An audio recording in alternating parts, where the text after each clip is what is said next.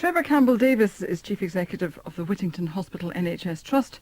Dave Prentice is General Secretary of Unison. And Beverly Alamo-Metcalf is Professor of Leadership Studies at the University of Leeds. Beverly Alamo-Metcalf, apart from getting out of lessons, we've heard there that leaders have youthful enthusiasm, can unlock energy and tap into people with a can-do attitude. But what do you think are the skills necessary for a good leader? Well, if I could just remark on something that was said at the beginning of the item, that leadership is in short supply. It isn't. It's ubiquitous. It's just we don't notice it. And that's one thing that worries me about the public sector. It's all around us. It's some very ordinary, everyday behaviours. But it is about having a dream. It's about having a passion, and it's about allowing others to dream about what would we like this place to be like. What are the possibilities? And it's about liberating others with an absolute conviction that we can do, as Brighouse was so extraordinarily successful in. But it's not a distant leadership. It's not just about being out of touch and creating this dream and vision and hoping people will follow. It's about making the day-to-day connections, and it's about reflecting on and valuing the efforts of others. But it also goes beyond that to encourage people to question what you do, question what we do in this organisation, and tell me, what am I doing wrong in terms of my responsibility for you? So it's about exciting the imagination, it's about turning on the passion, it's about reinforcing people's behaviour and really making people believe they can do anything. Beverly, I'll come back to you on the fact that you say there's lots of leadership skills out there, we just don't notice it. I'll come back to that in a minute. But Trevor Campbell-Davis, you are in a leadership situation, obviously, at the Whittington Hospital. Would you agree with that? How do you run? How do you lead? It's certainly about vision and about having a clear view of how you would like services to develop.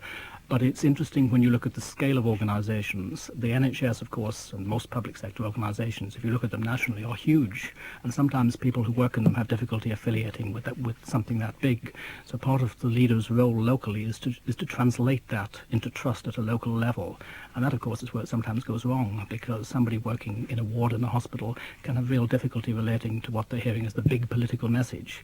And my job, among other things, is to bring that down to local level and give them faith and trust in where they're going. How do you do that? Do you get out into the wards yourself? Yes, you've got to be visible, you've got to be around, and you've got to spend as much time with your porters and your ward staff as you do with your consultants or senior medical staff. And Dave Prentice from Unison, presumably you've seen some examples of pretty poor leadership and the consequences thereof. Any examples? Yeah, obviously throughout the public services you will see poor examples of management and leadership.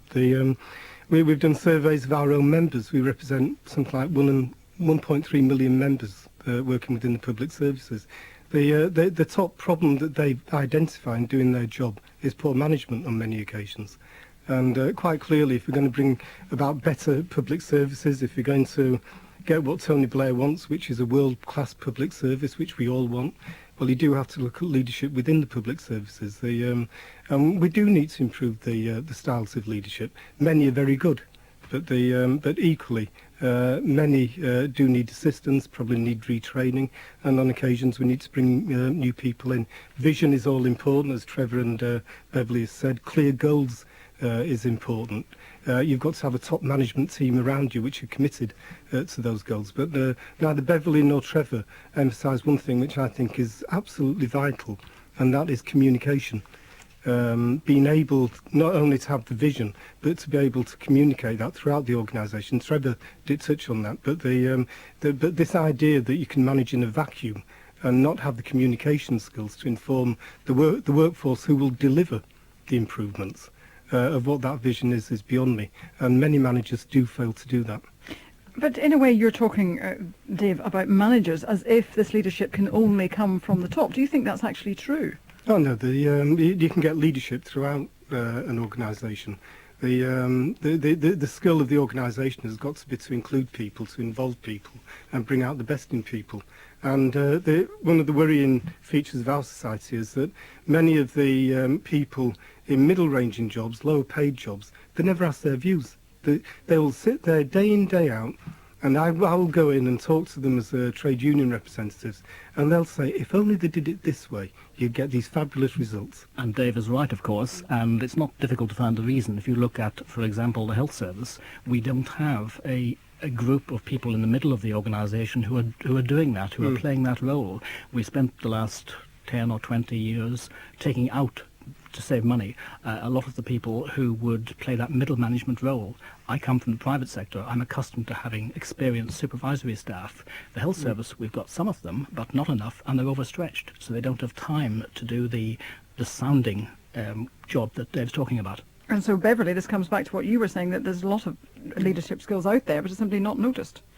Well, that's absolutely right. I'm not sure that we actually use the criteria. And by the way, I'd say to Dave that when I talk about valuing people, noticing them, encouraging them to criticise, you do that by communicating. And he's absolutely right. It's the core of leadership. But it's also about the positive attitudes and their belief in others. So it goes also beyond communication. I think we undoubtedly have leadership qualities out there in the health service, and I have the privilege of working closely with the health service and with local government and other public sector organisations. There is tons of leadership around. The problem is that we don't necessarily use leadership qualities as criteria for selection or promotion. And one thing that concerns me is this current obsession with the government of bringing in private sector people to sort of be the salvation and to turn around failing trusts and other organisations. Now, the research that we've just conducted, which is the largest study ever conducted of leadership in the world, I think, of 3,500 people in the public sector and a significant proportion of people in the private sector, we found that, in fact, the qualities of leadership that were found in the public sector were virtually the same as those sought for in the private sector. But when we looked at how managers in the public in the health service were rated anonymously by their staff in terms of their leadership, compared to how managers in the private sector were rated anonymously by their staff, on every single dimension, 14 dimensions of leadership which we identified, it was the public sector NHS managers who were rated significantly higher. So I'd like to also bring that into the discussion. Let's not believe that we've got these kind of exemplary styles of leadership out there in the private sector. It simply isn't true.